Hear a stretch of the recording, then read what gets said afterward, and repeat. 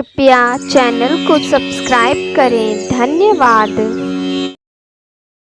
राधे राधे, हरे कृष्णा दोस्तों, स्वागत है आप सभी का हमारे चैनल पर। आप सभी को चैत्र पूर्णिमा की हार्दिक शुभकामनाएं।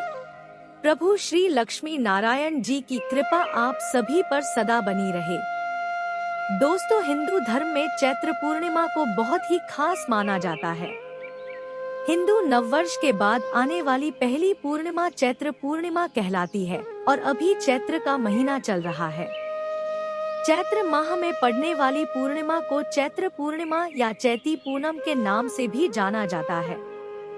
यह दिन चंद्रदेव, भगवान विष्णु और देवी लक्ष्मी की पूजा के लिए समर्पित है। इसके अलावा इस दिन धन की देवी माता लक्ष्मी की खास पूजा अर्चना करने से धन और सुख की प्राप्ति होती है और जातक की आर्थिक परेशानियों का समाधान हो जाता है। ऐसा कहा जाता है, जो लोग इस दिन पर पूरे श्रद्धा भाव के साथ व्रत रखते हैं, उन्हें कभी किसी चीज की कमी नहीं रहती है। साथ ही साथ इन दिन विधि विधान से पूजा करने के बाद चैत्र पूर्णिमा की कथा सुनना बहुत ही शुभ फलदायी माना जाता है। तो दोस्तों, आज हम आपको सुनाने जा रहे हैं चैत्र पूर्णिमा की बहुत ही सुंदर कथा। पर दोस्तों, वीडियो में आगे बढ़ने से पहले अगर आप भी माता लक्ष्मी की कृपा पाना चाहते हैं तो वीडियो को लाइक करके कमेंट बॉक्स में जय श्री लक्ष्मी नारायण जरूर लिखें। तो चलिए मित्रों, माता लक्ष्मी और श्री हरि विष्णु के चरणों का ध्यान करते हुए सुनते हैं चैत्र पूर्णिमा व्रत कथा। द्वापर युग में एक बार यशोदा मैया ने श्री कृष्ण से कहा कि तुम तो पूरे संसार के पालन करता हो, आज तुम मुझे कोई ऐसा व्रत बताओ जिसे करने से किसी भी स्त्री को विधवा होने का भय न रहे तथा इसकी कथा सुनने मात्र से मनुष्यों की सभी मनोकामनाएं पूर्ण हो जाए। श्री कृष्ण बोलते हैं कि माता, आपने बहुत ही सुंदर प्रश्न पूछा है, मैं आपको इसके बारे में विस्तार पूर्वक बताता हूँ। पर माता, कथा को पूरा सुनना और मन लगाकर सुनना, क्योंकि अधूरा ज्ञान किसी काम का नहीं होता। हे माता, वो पुण्य फलदायी व्रत है पूर्णिमा का व्रत। सौभाग्य प्राप्ति के लिए महिलाओं को 32 पूर्णमासियों के व्रत को करना चाहिए। इससे उनकी सभी मनोकामनाएं पूर्ण होती हैं और उन्हें सौभाग्यवती होने का आशीष मिलता है। अब मैं आपको इससे जुड़ी हुई कथा सुनाता हूँ, इसे मन लगाकर सुने। एक समय की बात है, इस भूमंडल पर एक अत्यंत प्रसिद्ध राजा चंद्रहास से पालित अनेक प्रकार के रत्नों से परिपूर्ण कांतिका नाम की एक नगरी थी। वहाँ पर धनेश्वर नाम का एक ब्राह्मण था और उसकी स्त्री रूपवती थी। दोनों ही उस नगरी में बड़े प्रेम के साथ रहते थे। घर में धन धान्य आदि की कमी नहीं थी, लेकिन उनको एक बड़ा दुख था कि उनकी कोई संतान नहीं थी। इस कष्ट से वह अत्यंत दुखी रहते थे। एक दिन एक बड़ा तपस्वी योगी उस नगरी में आया। वह योगी उस ब्राह्मण के घर को छोड़कर अन्य सब घरों से भिक्षा लाकर भोजन किया करता था, लेकिन रूपवती से वह भिक्षा नहीं लिया करता था। एक समय वह किसी अन्य घर से भिक्षा लेकर गंगा किनारे जाकर भिक्षान्न को प्रेम पूर्वक खा रहा था। तभी धनेश्वर ने योगी को देखा और अपनी भिक्षा के अनादर से दुखी होकर योगी से बोला, महात्मन, आप सब घरों से भिक्षा लेते हैं, परंतु मेरे घर की भिक्षा कभी भी नहीं लेते, इसका कारण क्या है? योगी ने कहा कि निसंतान के घर की भीख पतितों के अन्न के तुल्य होती है और जो पतितों का अन्न खाता है वह भी पतित हो जाता है। चूंकि तुम निसंतान हो, अतः पतित हो जाने के भय से मैं तुम्हारे घर की भिक्षा नहीं लेता हूँ। धनेश्वर यह बात सुनकर अपने मन में बहुत दुखी हुआ और हाथ जोड़कर योगी के पैरों पर गिर पड़ा तथा आर्तभाव से कहने लगा, हे महाराज, यदि ऐसा है तो आप मुझको पुत्र प्राप्ति का उपाय बताइए। आप सर्वज्ञ हैं, मुझ पर अवश्य ही यह कृपा कीजिए। धन की मेरे घर में कोई कमी नहीं, परंतु मैं पुत्र न होने के कारण अत्यंत दुखी हूँ। आप मेरे इस दुख का हरण करें, आप सामर्थ्यवान हैं। यह सुनकर योगी कहने लगे, हे ब्राह्मण, तुम चंडी देवी की आराधना करो। घर आकर उसने अपने स्त्री से सब वृत्तांत कहा और स्वयं तप के निमित्त वन में चला गया। वन में जाकर उसने चंडी देवी की उपासना की और उपवास किया। चंडी देवी ने 16वें दिन उसको स्वप्न में दर्शन दिया और कहा, हे धनेश्वर, तुझे पुत्र होगा, परंतु वह 16 वर्ष की आयु में ही मृत्यु को प्राप्त हो जाएगा। यदि तुम दोनों पति पत्नी 32 पूर्णमासियों का व्रत विधि पूर्वक करोगे तो वह दीर्घायु होगा। जितनी तुम्हारी सामर्थ्य हो उतने आटे के दिए बनाकर शिवजी का पूजन करना और पूर्णमासी का व्रत रखना। प्रातः काल होने पर इस स्थान के समीप ही तुम्हें एक आम का वृक्ष दिखाई देगा। उस पर चढ़कर एक फल तोड़कर शीघ्र अपने घर चले जाना और अपनी स्त्री से सब वृत्तांत कहना। जब वह श्री शंकर जी का ध्यान करके उस फल को खा लेगी, तब भगवान शंकर की कृपा से वह गर्भवती हो जाएगी। जब वह ब्राह्मण प्रातः काल उठा तो उसने उस स्थान के पास ही एक आम का वृक्ष देखा जिस पर एक आम का फल लगा हुआ था। उस ब्राह्मण ने उस आम के वृक्ष पर चढ़कर उस फल को तोड़ने का प्रयत्न किया, परंतु कई बार प्रयत्न करने पर भी वह वृक्ष पर न चढ़ पाया। तब उस ब्राह्मण को बहुत चिंता हुई और वह विघ्न विनाशक श्री गणेश जी की वंदना करने लगा और बोला, हे दयानिधे, अपने भक्तों के विघ्नों का नाश करके उनके मंगल कार्य को करने वाले, दुष्टों का नाश करने वाले, रिद्धि सिद्धि को देने वाले, आप मुझ पर कृपा करके इतना बल दें कि मैं अपने मनोरथ को पूर्ण कर सकूं। इस प्रकार गणेश जी की प्रार्थना करने पर उनकी कृपा से धनेश्वर वृक्ष पर चढ़ गया और उसने एक अति सुंदर आम का फल देखा। उसने विचार किया कि जो वरदान से फल मिला था वह यह है और कोई फल दिखाई नहीं देता। उस धनेश्वर ब्राह्मण ने जल्दी से उस फल को तोड़कर अपनी स्त्री को लाकर दिया और उसकी स्त्री ने अपने पति के कथनानुसार उस फल को खा लिया। इसके पश्चात वह गर्भवती हो गई। देवी जी की असीम कृपा से उसे एक अत्यंत सुंदर पुत्र की प्राप्ति हुई, जिसका नाम उन्होंने देवीदास रखा। माता पिता के हर्ष और शोक के साथ वह बालक शुक्ल पक्ष के चंद्रमा की भांति बढ़ने लगा। भवानी की कृपा से वह बालक बहुत ही सुंदर, सुशील और पढ़ने में बहुत ही निपुण हो गया। चंडी देवी की आज्ञानुसार उसके माता पिता ने 32 पूर्णमासी का व्रत रखना प्रारंभ कर दिया था, जिससे उसका पुत्र दीर्घायु हो जाए। 16वां वर्ष लगते ही देवीदास के माता पिता को बड़ी चिंता हो गई कि कहीं उनके पुत्र की इस वर्ष मृत्यु न हो जाए। इसलिए उन्होंने अपने मन में विचार किया कि यदि यह दुर्घटना उनके सामने हो गई तो वे कैसे सहन कर सकेंगे। उन्होंने देवीदास के मामा को बुलाया और कहा कि हमारी इच्छा है कि देवीदास 1 वर्ष तक काशी में जाकर विद्याध्ययन करे और हम उसको अकेला भी नहीं छोड़ना चाहते, इसलिए साथ में तुम चले जाओ और 1 वर्ष के पश्चात इसको वापस लौटा लाना। सब प्रबंध करके उसके माता पिता ने काशी जाने के लिए देवीदास को एक घोड़े पर बैठाकर उसके मामा को उसके साथ विदा कर दिया। धनेश्वर ने अपनी पत्नी के साथ अपने पुत्र की मंगल कामना तथा दीर्घायु के लिए भगवती दुर्गा की आराधना और पूर्णमासियों का व्रत करना आरंभ कर दिया। इस प्रकार उन्होंने 32 पूर्णमासी का व्रत पूरा किया।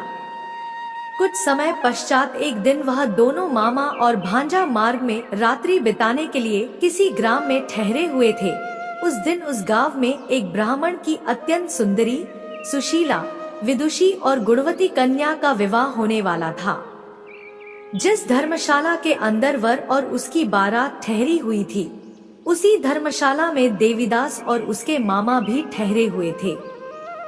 संयोगवश कन्या को तेल आदि चढ़ाकर मंडप आदि का कृत्य किया जा रहा था, लेकिन लग्न के समय वर को धनुर्वात मतलब एक वायुरोग जिसमें शरीर धनुष की तरह झुककर टेढ़ा हो जाता है हो गया।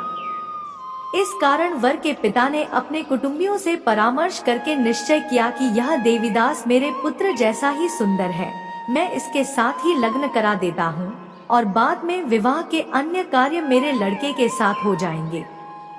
ऐसा सोचकर उन्होंने देवीदास के मामा से जाकर बोला कि तुम थोड़ी देर के लिए अपने भांजे को हमें दे दो, जिससे विवाह के लग्न के सारे कृत्य सुचारू रूप से हो सके।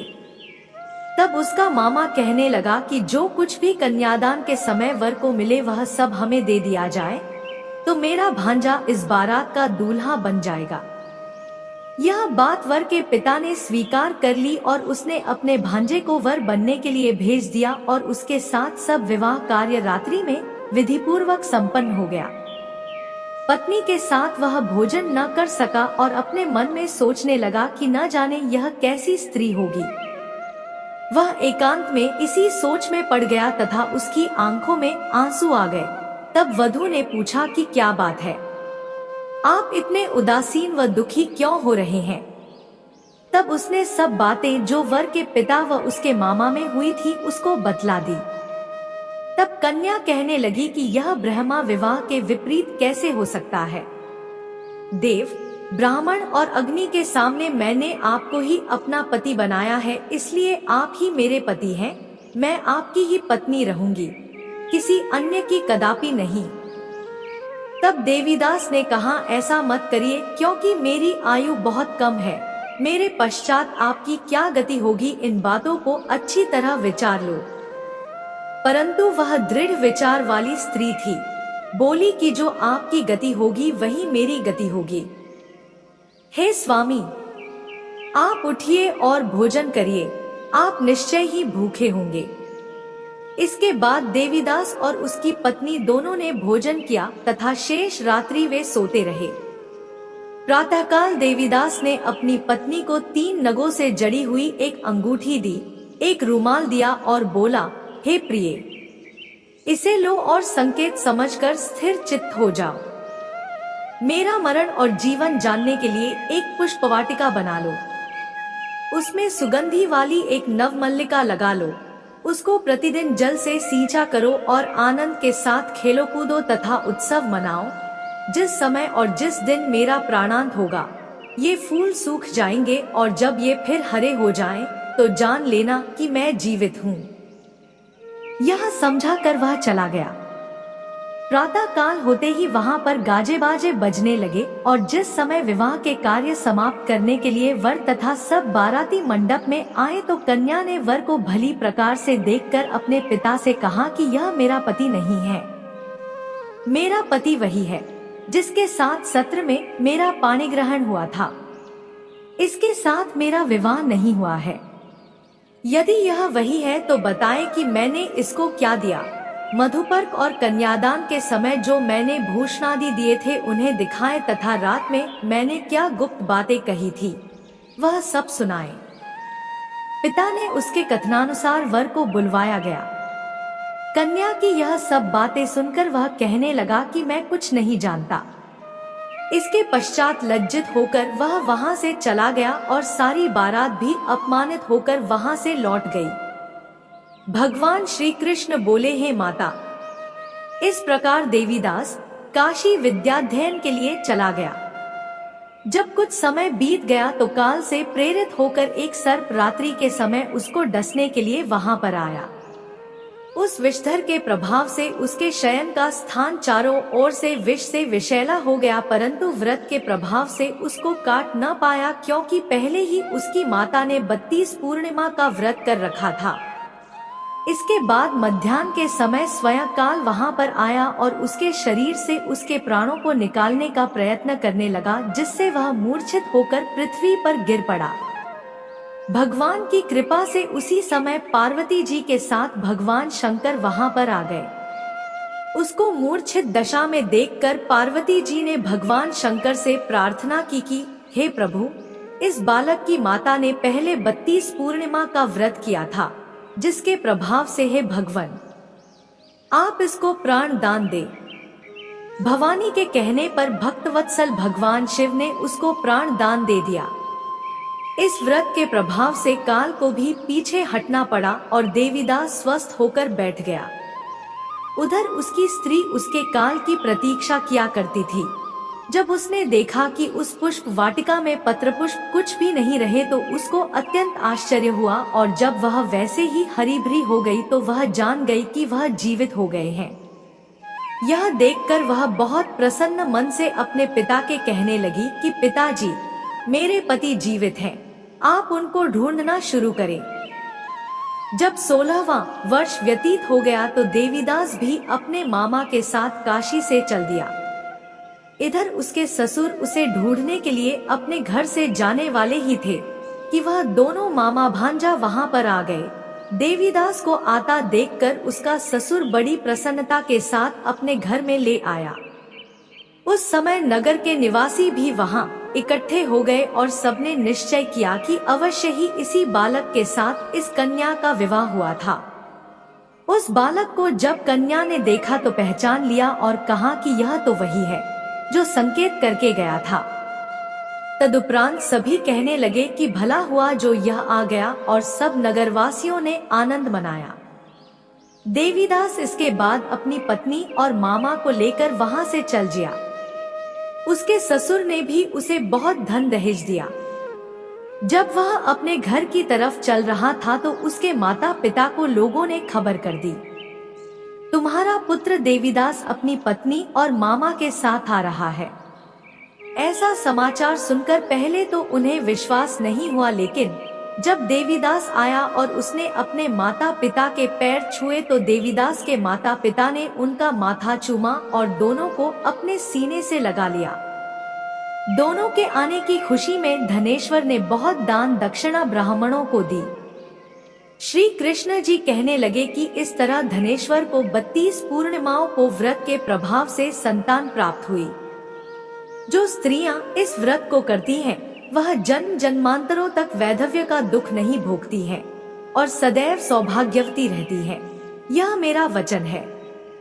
यह व्रत संतान देने वाला और सभी मनोकामनाओं को पूरा करने वाला है। जो भी भक्त इस व्रत को श्रद्धा पूर्वक और कथा का श्रवण करेगा उसका सदा ही कल्याण होगा। तो बोलिए भक्तों, श्रीमन नारायण नारायण हरि हरि, श्रीमन नारायण नारायण हरि हरि।